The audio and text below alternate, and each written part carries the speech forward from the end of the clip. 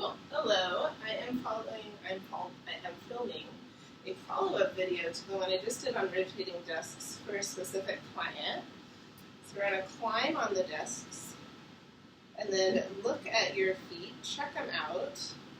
And this client's feet like to be like so, a little turned out. So we're going to use that visual guide to turn them all the way in to parallel. Probably feels like pigeon-toed. And then if you feel well balanced there, hands on the hips and the abdomen so you know you're not dipping forward or dumping forward into that sway back.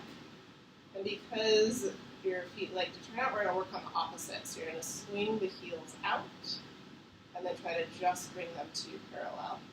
I'm thinking of heels swinging out as opposed to toes turning in, because the weight of our thigh bone rests on the tibia bone of the shin, which rests more on the heel.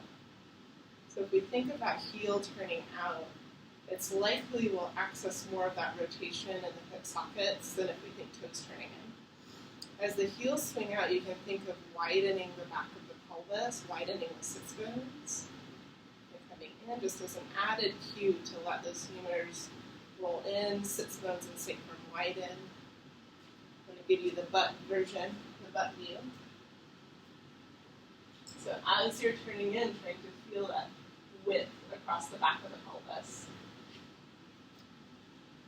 That's a super fun one to work on, coming into that internal rotation just back to parallel.